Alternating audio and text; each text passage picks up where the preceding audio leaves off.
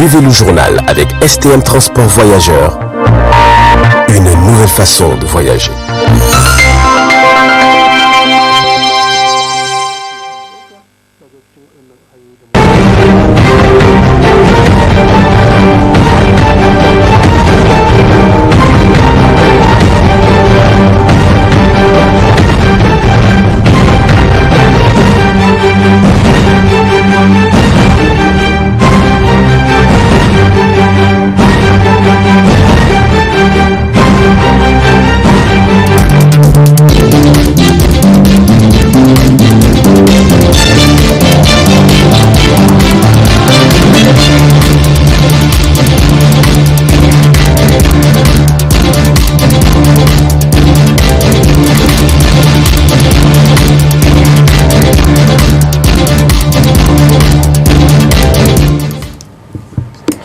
Nous sommes mercredi 22 septembre 2021. Monsieur, dames, bonsoir et ravi de vous retrouver à travers cette édition d'information sur le miroir de la femme.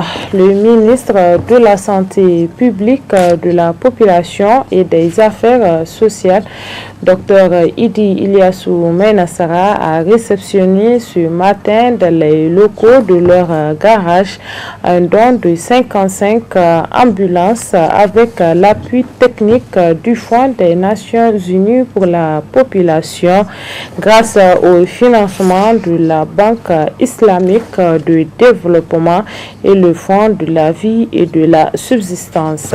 Haïssa Adamou, Ibrahim Kandama.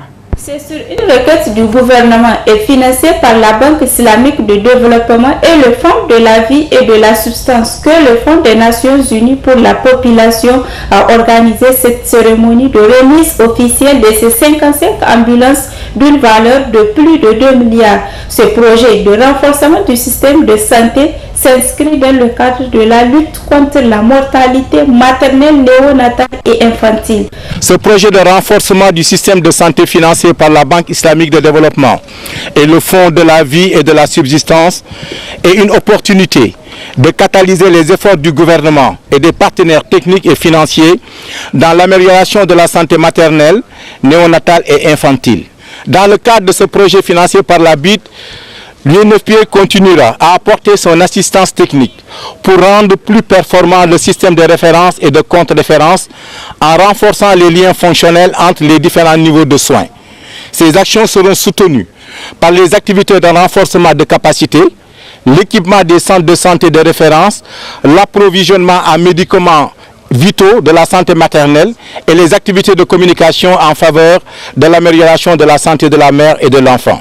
Ces ambulances vont permettre aux différentes structures sanitaires bénéficiaires d'être plus performantes. Il s'agit aujourd'hui de procéder à la réception technique de 55 ambulances dans le cadre de ce projet qui met l'accent sur la santé de la mère et de l'enfant. Comme vous le savez, le gouvernement du Niger a conclu un accord le 16 octobre 2018 avec la Banque islamique de développement et le Fonds pour la vie et la subsistance pour le financement d'un projet portant sur l'amélioration de la santé maternelle et infantile avec comme objectif l'amélioration des indicateurs de santé de la reproduction. L'accord était destiné à mettre en place un projet en conformité avec le plan de l'OMS sanitaire, la feuille de route pour la réduction accélérée du taux de mortalité maternelle et infantile et avec le plan national de protection sociale.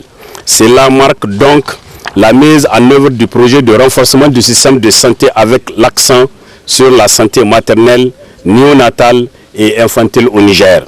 L'objectif du projet est d'accélérer la réduction du taux de mortalité maternelle, néonatale et infantile et d'améliorer le fonctionnement du système de santé au Niger. En effet, il s'agissait pour ce projet de réduire la mortalité maternelle et infantile, notamment dans les régions de Dosso, Maradi et Zender, où cet indicateur est encore trop élevé. Malgré les résultats satisfaisants issus de la dernière enquête ENAFEM 2021 conduite par l'INS avec l'appui de la Banque mondiale et la participation de l'UNFPA, l'OMS et l'UNICEF, les défis restent encore d'actualité. Cette enquête ENAMEF a révélé une baisse de la mortalité infanto-juvénile passant de 127 pour 1000 naissances vivantes en 2012 selon l'EDSN à 123 en 2021. une baisse de la fécondité qui est passée de 7,6 enfants par femme en moyenne en 2012 à 6,2 enfants par femme en 2021 selon l'ENAFEM.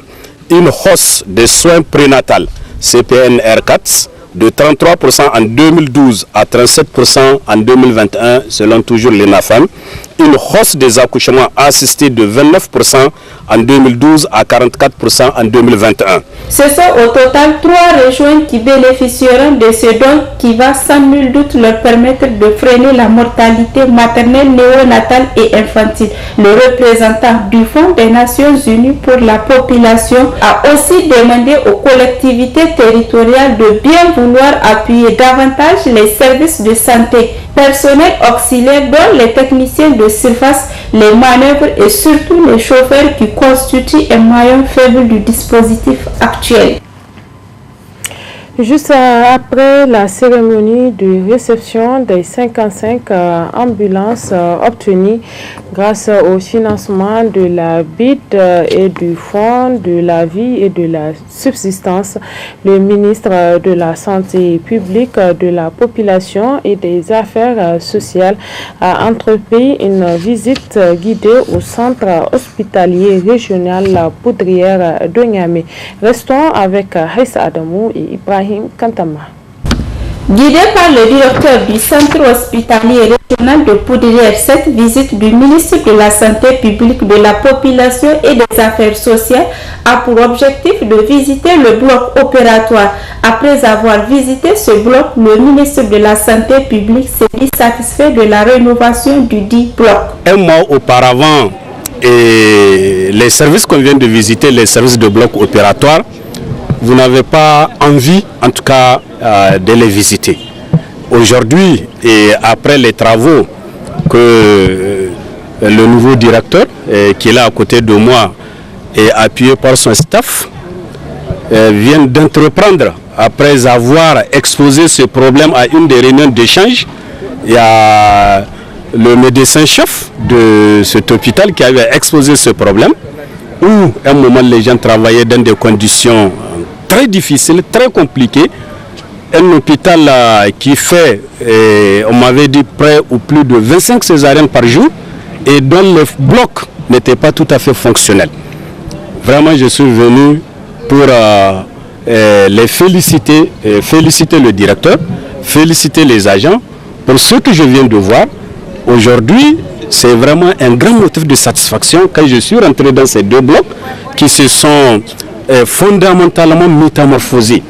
On a l'impression qu'on est dans d'autres hôpitaux nouvellement construits.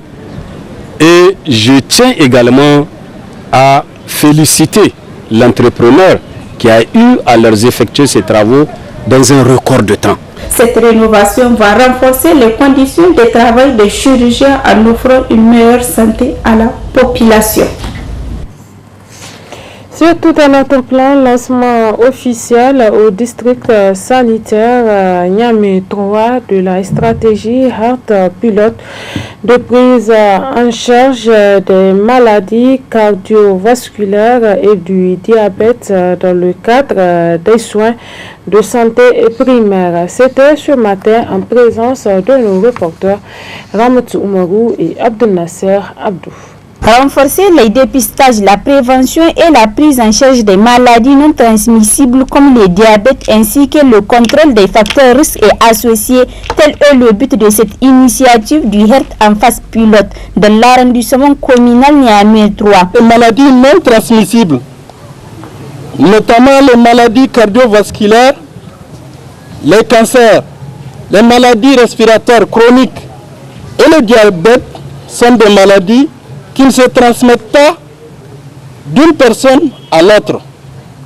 Elles sont de longue durée et d'évolution généralement lente.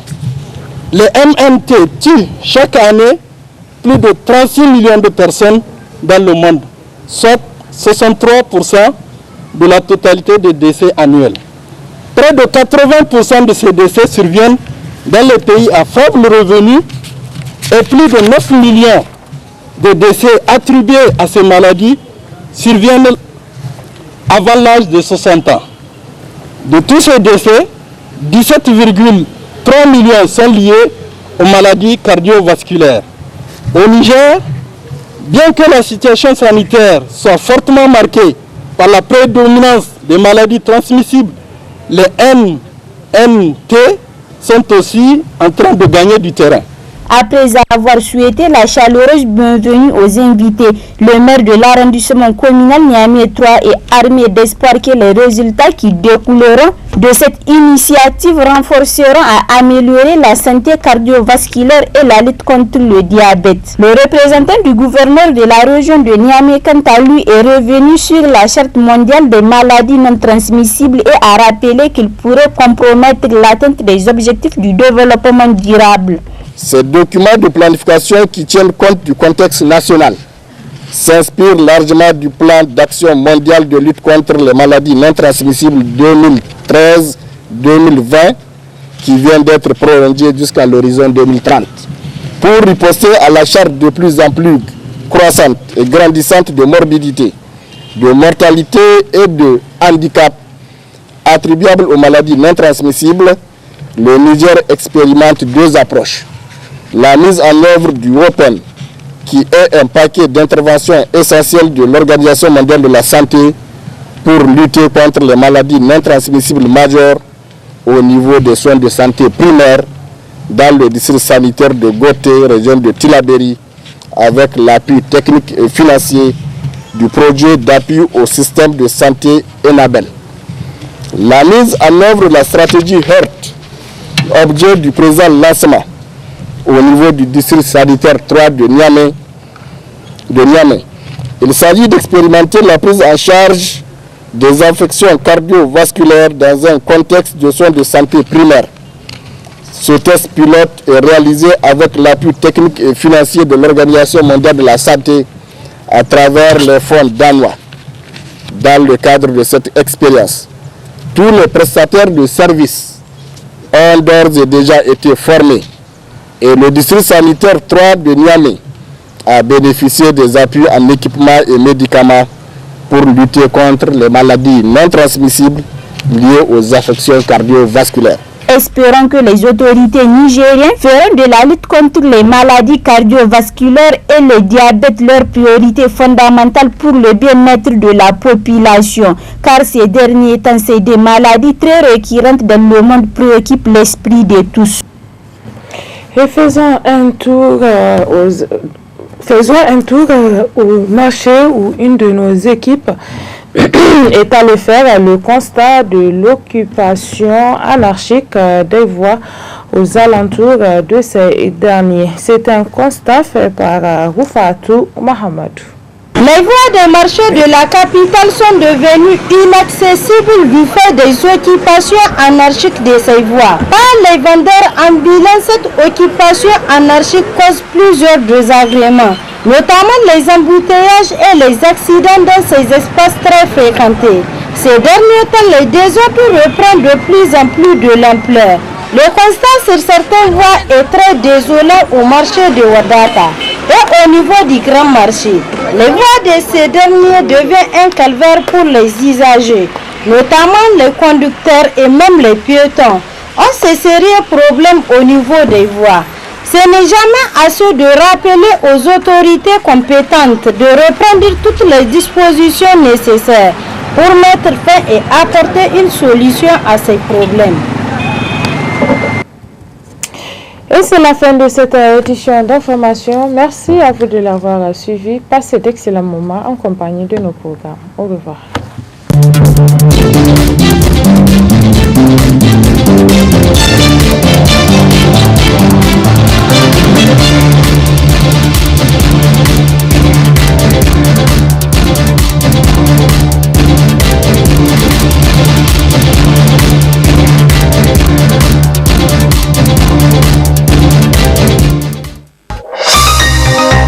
Ce journal vous a été présenté par STM Transport Voyageurs. Une nouvelle façon de voyager.